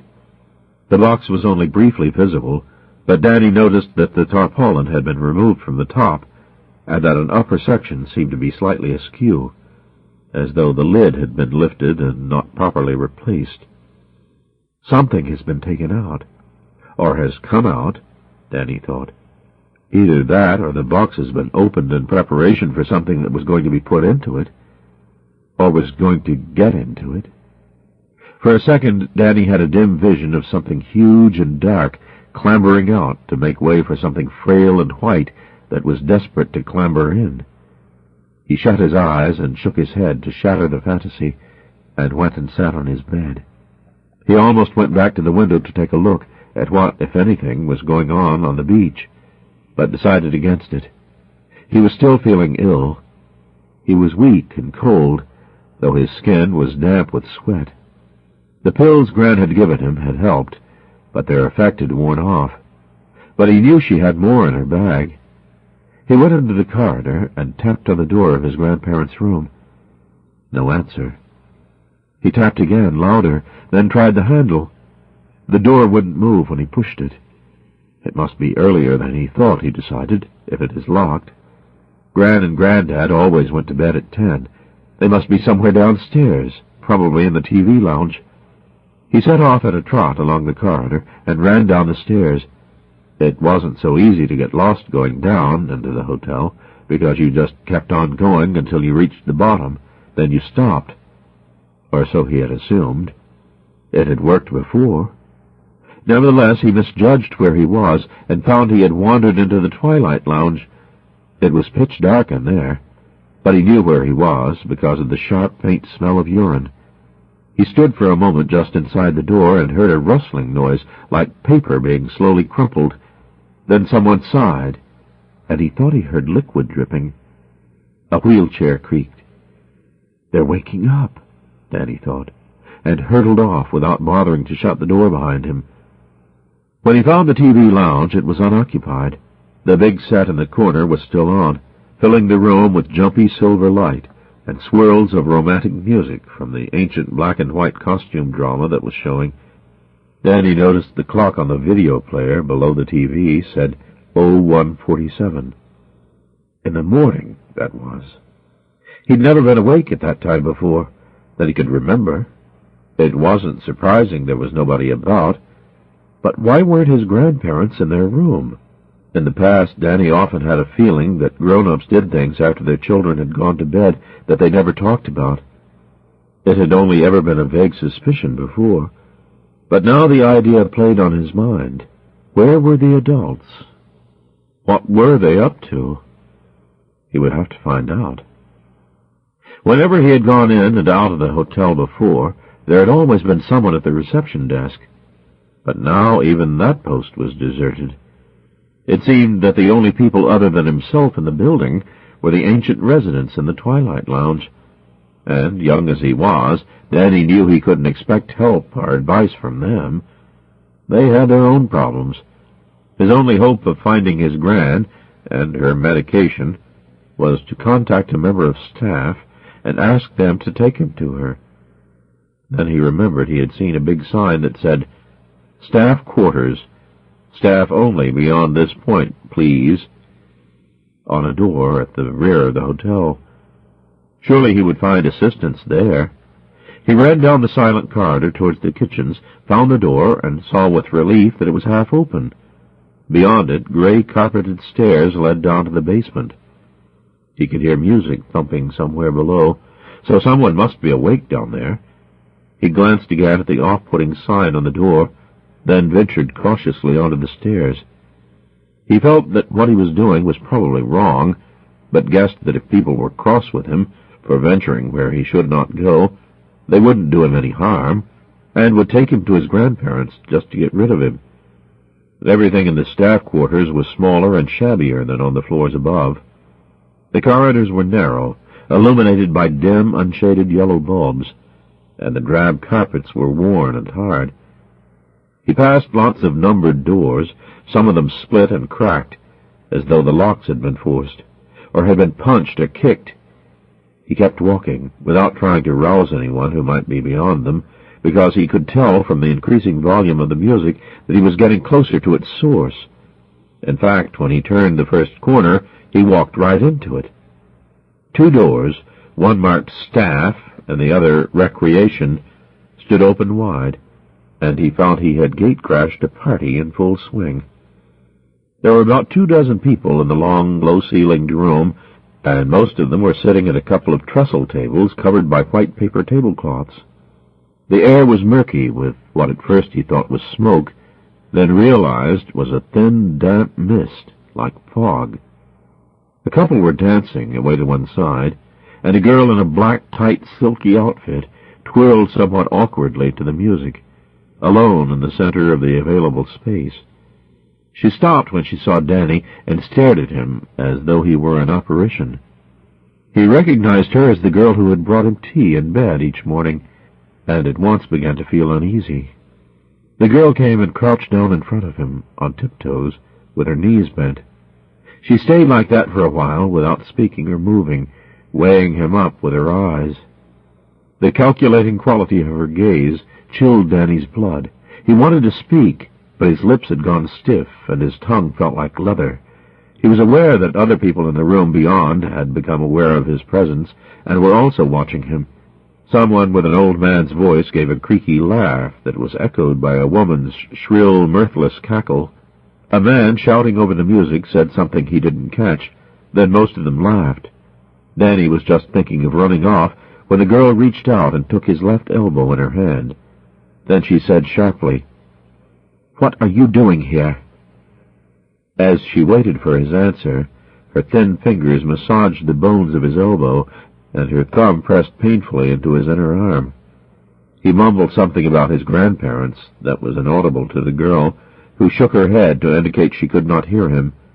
Then desperately he shouted, "I've lost my gran! I want someone to help me find her!" As he did so, the rock music tape that had been playing ended abruptly, and he found himself shouting into total silence. His voice sounded like a scream. It frightened him. The girl moved her head back slightly under the impact of it. She rose up again, still holding Danny's arm, and pulled him further into the room, towards the tables. A man on a bench moved to one side to make way for him. The girl, by manipulating his arm, forced him to sit in the vacant space. The man next to him gave him a toothy smile. It was Kelvin, the mustachioed nurse who had rescued him from the people in the Twilight Lounge at the start of the holiday. He still looked reasonably friendly. Danny recognized a few of the faces of the people seated around him. To his horror, he saw, opposite him, across the table, the man in a waiter's uniform, the one with the strange sliding locomotion, who had tried to lure his grandfather away, and who Danny had run literally right into. The man looked very solid now, however, and seemed amused to find Danny in his present predicament. Danny licked his dry lips and tried to avoid looking anyone in the eye by looking down at the paper cloth on the table in front of him. It was bare, except for dishes of nuts and crisps, a couple of big cut-glass decanters almost full of what looked like tomato juice, and a quantity of glasses containing drinks of this liquid. The people around him lifted these glasses to their mouths from time to time to take a sip. Then their eyes would roll, and they pursed and smacked their lips with almost ecstatic satisfaction. It was obvious they relished their refreshments. Danny liked tomato juice himself, but he couldn't understand why anyone should make such a fuss about it. It was nothing special. Last Christmas his father had drunk lots of it with vodka, and there had been a row between his parents when his dad had fallen from his chair when they had guests round, but there was no sign of any vodka on the tables now. Yet the people at the party, if that was what it was, seemed to think tomato juice was the finest drink in the world. The man opposite him, the one dressed like a waiter, poured a fresh glass of the liquid and handed it to Danny. The drink had a funny smell, not a bit like tomato juice, that Danny detected as soon as he had taken the glass, and he looked at it suspiciously. He raised it to his lips and sniffed. As he did so, the girl, who still had hold of his arm, increased the pressure of her grasp on his elbow. Danny saw out of the corner of his eye that the girl's face was flushed and excited, and hungry-looking. The tip of her tongue appeared briefly against her upper lip, and her brow arched up as her eyes stretched wide. He could tell she wanted him to try the drink. She wanted him to try it very much, and so did all the other people. They were all watching him with sharp, intense anticipation. Danny held the glass a couple of inches from his mouth. His hand was not quite steady. "What is this?" he asked. "It's not tomato juice, is it?" "Did we say it was?" someone said. "Did anyone say it was?" Everybody shook their heads. "It's a fine drink," the girl said softly. "A rare old vintage. Something you won't have tasted before. But once you've tried it, you'll want more of it. There's no doubt about that." "I don't like the smell," Danny said nervously. "Never mind that. It's not the taste or the smell that matters. It's what it does for you," the girl insisted. Danny said nothing. "It won't harm you," someone said. "We drink it all the time, and look at us. We're lucky here. We get plenty of it." "The fine old stuff," the girl repeated, almost singing, as though she was quoting a popular song. "The rare old vintage." Danny lowered his mouth to the glass and took a sip. The drink was thick and flat and metallic and slightly warm. It was neither good nor bad. He drank some more, and found he was suddenly thirsty. He emptied the glass slowly and put it down. "Well?" asked the girl. "It's okay," Danny said unenthusiastically. "Would you like some more?" Danny was a polite boy. "Not at the moment, thank you," he said. And for some reason most of the people seated around him started to laugh. It was relaxed, good-humored laughter. Danny noticed the girl had released her hold on his arm at last, and when the laughter had subsided, he repeated his request to be taken to his Gran. Someone made a joke that made no sense about taking Gran to Danny. Then Kelvin got up and told Danny it was too late to disturb Gran now, but he would take him back up to his room in the service lift. Danny would have to sort his other problems out in the morning. To Danny's surprise, the entrance to the lift was at the back of the room they were in. Danny went and leaned on the button, and high up in the hotel the lift lurched and groaned as it began unsteadily to descend. When it arrived, Kelvin had trouble pulling the slightly rusty, cage-like bars of the metal outer door open, then cursed as he bent to tug up the inner door that rose and slid back somewhere at the top of the lift. A cloud of the cold, steamy-looking mist Danny had noticed earlier wafted out of the lift shaft, surged across the floor, then floated up towards the ceiling on a cushion of warm air. Danny saw at once that the lift was not empty. The huge brass-bound box he had seen so many times before was in there, taking up most of the space. It had been pushed up tight against one wall, and there was just a narrow gap vacant to one side of it. Kelvin motioned to Danny to get in beside it. Danny shook his head and backed off a little way. He saw that the lid of the box was now in place, but could tell it was loose, unsealed. The dry wooden structure had finger-wide splits in it, and its sides were warped and slightly concave. In places the wood had sunk away from the brass to reveal sections of the ancient primitive nails that held it together. The seaweed that had been growing on it had shrunk, withered, and turned colorless, like old wreaths in a graveyard. Kelvin gave Danny a look that the boy recognized as the expression Todley Bay people sometimes put on their faces when they wanted to smile.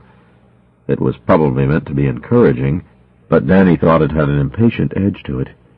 Kelvin was in a hurry. Probably he wanted to get back for more of the red juice before the others drank it all. Kelvin said, "What's the matter? Get in. I'll get you to your room in no time." Danny pointed to the box. "What's that?" "This?" Kelvin stepped forward and thumped the lid of the box with his fist. "Nothing for you to worry about. Not for a long time, anyway, I shouldn't think. You needn't trouble yourself about that." "Is it empty?" "I expect so." To placate Danny, Kelvin lifted the lid slightly and peered inside. He took a long, hard look. "Are you sure?" Danny insisted nervously. "Well," Kelvin said, lowering the lid, "it's not quite empty. But don't go bothering yourself about that." "What's in there?" "If you really want to know, Sonny, I'll show you. I'll lift you up so you can take a look, if you think it'll make you happy. But I wouldn't recommend it." "I don't want to see inside. I don't want to go near it. I don't want anything to do with it." "You don't have to like it, son," Kelvin said, now definitely irritable. "But if you want me to show you to your room, you're going to have to ride up with it. So get in." Danny waited for a long moment and stared at the box. Something could be hiding in there, observing him, staring back at him through the cracks in the sides. But if there was, he didn't feel it was necessarily out to harm him. It could be that it was just curious about him. If there was anything in there, it wasn't him that it was after. Or so, for no clear reason, he began to believe. He decided to test his theory, since he could see no other option, and stepped quickly into the lift before he could think about his situation any more.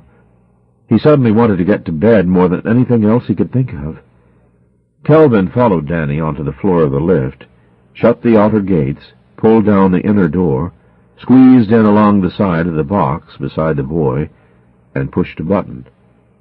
A stump of fluorescent tube set in the roof flickered and almost died. Something high in the building squealed as it took the strain. The sheet metal panels on the walls creaked all around them, and the lift juddered, hesitated, lurched, then began to rise slowly, swinging slightly from side to side because it was out of balance.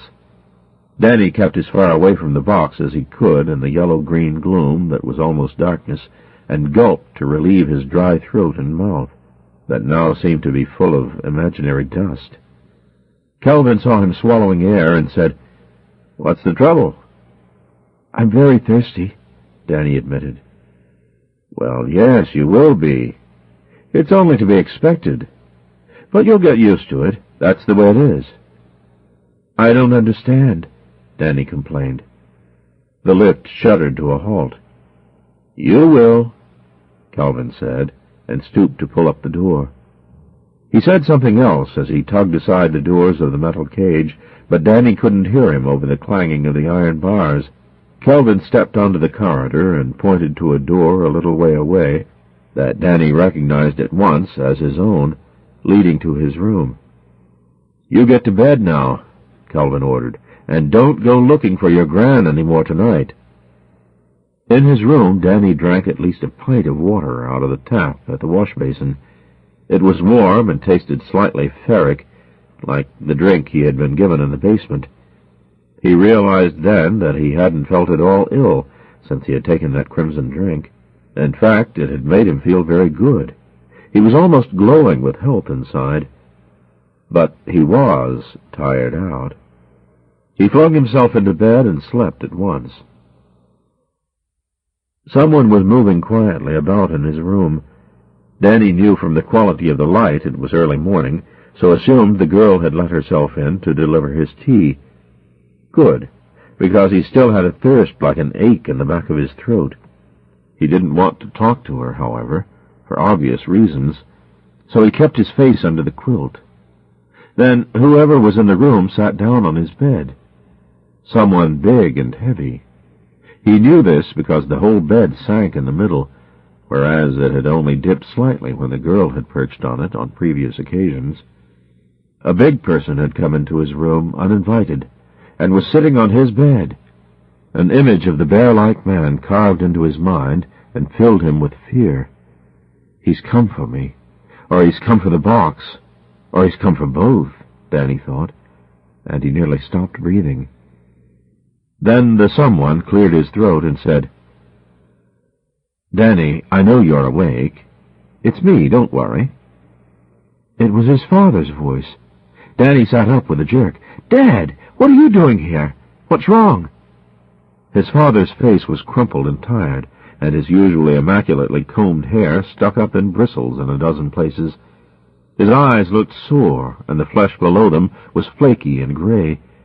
He was wearing his best suit over a white shirt that looked grimy at the collar, as though he'd worn it one day too many, and his tie was loose and askew.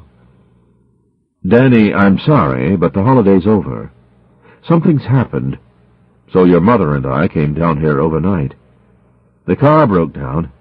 It's been very difficult, but we're here now, so—" "Has something happened to Granddad?" Danny asked, thinking he could see the light. "Have they got him, then? Has he disappeared?" He jumped out of bed, went to the sink, and drank more warm washing water from his tooth mug. His father looked confused. "No, he's okay.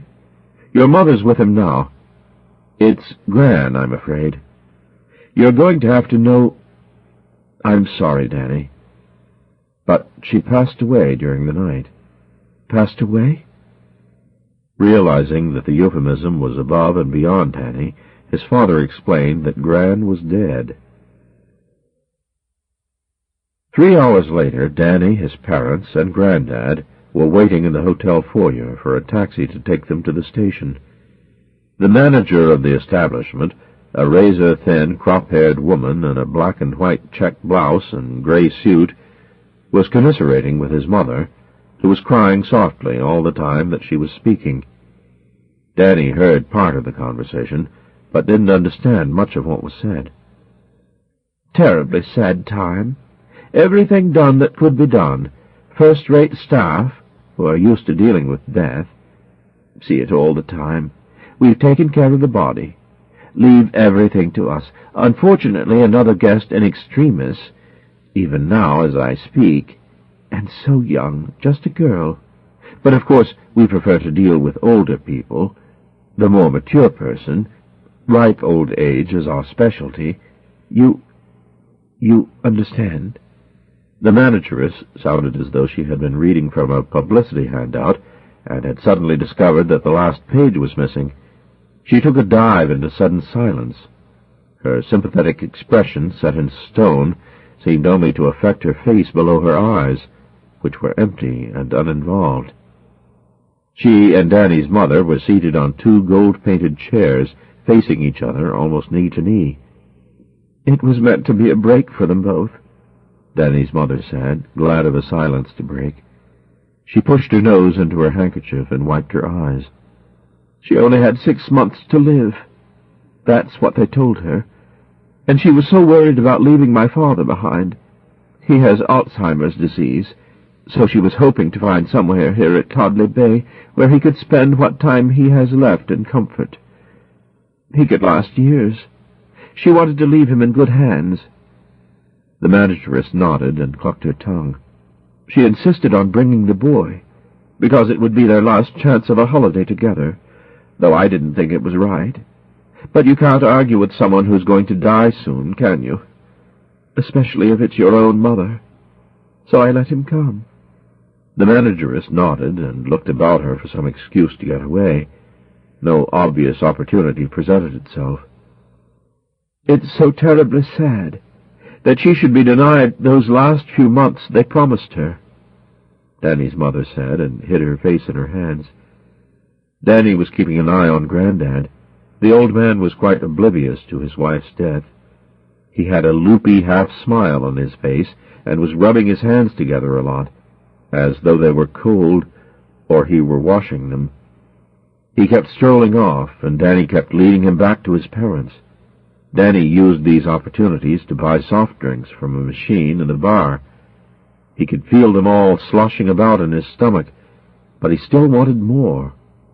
Or perhaps he wanted something else. It was a funny kind of thirst he had that would not be quenched, and there didn't seem to be anything he could do about it. He had tried to explain his other worry to his father and mother, about the people who had attempted to lure Grandad away, but his mother had started to get angry with him and told him that this was no time for him to talk nonsense. It was obvious his father thought he was fantasizing too. He had shaken his head at Danny when the boy had mentioned the man who traveled across the ground without moving his feet, like a skater. So Danny shut up. He realized there was no point in trying to get through to his parents, who were both up to their ears in troubles of their own, so he gave himself the job of protecting Grandad. He was delighted when his father told him the four of them were returning home by train at once that very morning.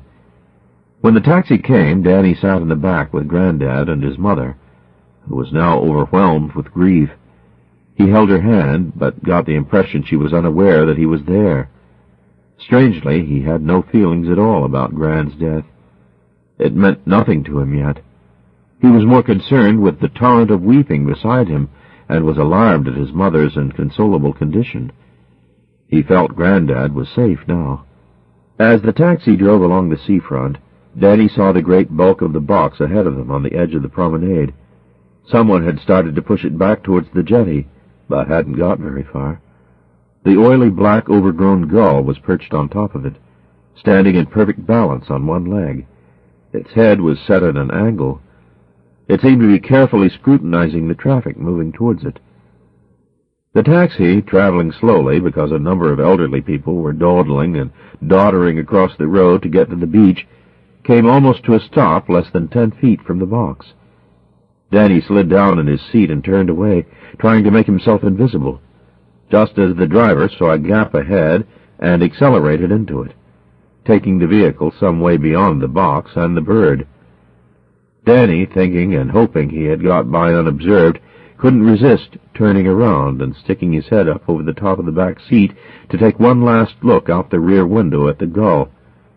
The bird was riding the air a few inches above the boot of the taxi. Its beak dipped down towards the glass of the rear window, and it stared with one dead reptile eye straight into both of Danny's. It retained this pose for a moment, then broke away from the taxi with a single tug of its wings that took it soaring into the air. Danny expected it to follow the vehicle, but it didn't. It climbed up to a vast height at incredible speed, as though it had seen a hole in the sky it was afraid was due to close. Then it seemed to change its mind. It plummeted back towards the town and disappeared behind the roofs to the right, ahead of the taxi. Danny's father, sitting next to the driver, looked at his watch and remarked that they might miss the train. The driver shrugged, indicated towards the clutter of old people crossing the road ahead, and said he was doing his best. When they got to the station, there was no queue at the ticket office. Even so, Danny's father had to write a check, and seemed to take an age doing so. Danny bought a tin of Coke, gulped it down, then stood with the other two and a little heap of luggage at the ticket barrier, ready to assault the platform to get to the train the instant they were free to do so. When his father emerged, running with the tickets, Danny grabbed some of the baggage and shot past the ticket inspector right behind him. His father, with one arm around his still distraught wife, scuttled awkwardly alongside the train, looking for an empty compartment. They were halfway along the platform before Danny thought to look back to see where Grandad was. There was no sign of him. Danny stopped and looked all around. Except for himself and his parents, the platform was empty. He shouted to his father, and felt the eyes of dozens of passengers on the train turn to stare at him curiously from behind the dusty carriage windows. His father understood what had happened at once. "We've got to find him, Danny. Go back. You take the right and I'll go left. He can't be far." Danny shed his baggage and pelted back through the barrier again. He saw Grandad almost at once, standing by a newspaper kiosk, talking to the man in the waiter's uniform. The man was half hidden in a doorway. His face was just visible, and only his arms protruded.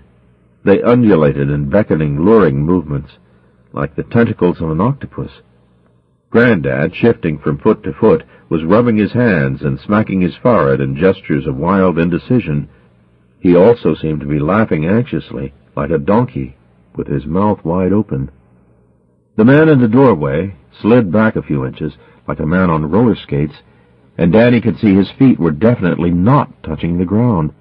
His body even seemed to float up a little way as he receded, and Danny remembered that he had no bones, no substance. Danny shouted wordlessly at Grandad, who froze. The man in the doorway glanced at Danny, sneered, and vanished. He went out in an instant, like a fused light. Danny grabbed Grandad's arm and yanked him away, almost pulling the old man off his feet. He seemed to get the idea for once, however, and to Danny's surprise started running quite fast. So fast, in fact, the boy found it hard to steer him. He urged him in the right direction by pushing and pulling, a procedure that constantly threatened to entangle their legs and trip them both. The man at the barrier, who had watched the whole performance with some amusement, let them through and signaled to the guard at the far end of the station that the train could go. It started moving almost at once, sending Danny into a panic. There was no sign of his parents or the luggage, so he assumed that they had got on board. One of the doors of the nearest carriage was hanging invitingly open. Danny urged Grandad towards it, then trotted alongside as the old man climbed up the step to the corridor. As he did so, he glanced back and saw his mother struggling towards him, clutching the luggage. Behind her, running desperately through the ticket barrier, was his father, his face purple with unaccustomed effort. Both his parents looked very angry. For a moment Danny thought he was going to start to scream and cry in protest against the waves of confusion and frustration that were sweeping over him. He turned to pull Grandad back. It was obvious that his parents would not reach the train in time to get aboard, since the carriage next to him was now moving at running speed. He shouted to Grandad to get down, then realized that it would be very dangerous if he did try to disembark. Nevertheless, the old man turned and appeared to make some confident attempt to get back off the step. As he did so, an arm reached out from the carriage door, and a big hand at the end of it took firm hold of Grandad's shoulder and started to pull him in. A second hand emerged to take a grip on the other shoulder, and Grandad was lifted up off his feet altogether and hauled into the darkness beyond the door. Then a figure leaned out for the handle of the door and quickly pulled it shut.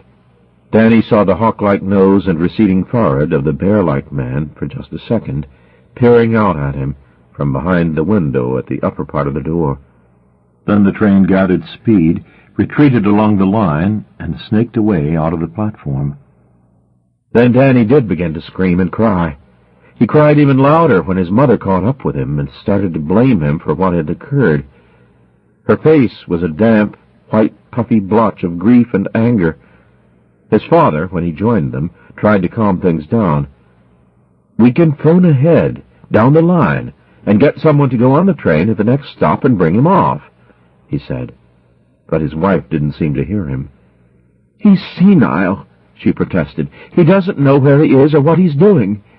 He might just open a door and walk out while the train is moving. Anything could happen." "It's not just that," Danny yelled, now quite beside himself. "One of those men was in the carriage. They've got him now. They've been trying to get him all week." "What men, Danny?" his father said, trying to conceal his impatience. "The ones I told you about," Danny said, "but you wouldn't listen." On the very edge of anger, his father said, "And why would these men want an old man like Grandad, for God's sake?"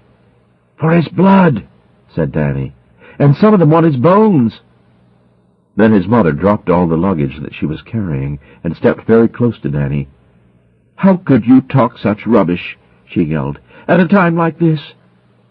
On the day of my mother's death?" She spluttered to a halt, overwhelmed with indignation and rage. A surge of intense and actual painful thirst, a craving for a drink that was not available, a liquid he could not obtain, cut into Danny and made him gag. He put his fingers into his mouth to touch his tongue to see if it was as dry as it seemed. It was.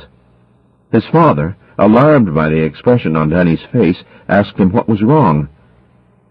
"I'm drying up inside, Dad," Danny said, suddenly afraid to hear his own words.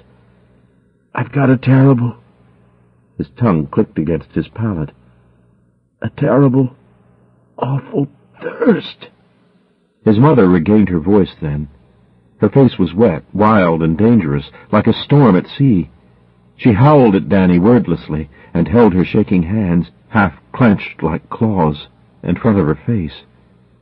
"What are you trying to do to me?" she screamed at last. "How can you stand there and talk such nonsense? After all that's happened, at a time like this, you stand there whining about your thirst." Danny, shattered, feeling quite alone, stood gray-faced and devastated by the injustice of it all. Something in his expression must have pushed his mother over the edge of her patience at that moment, because for the first time in her life she slapped Danny hard across the face. Her ring cut the flesh of his cheek.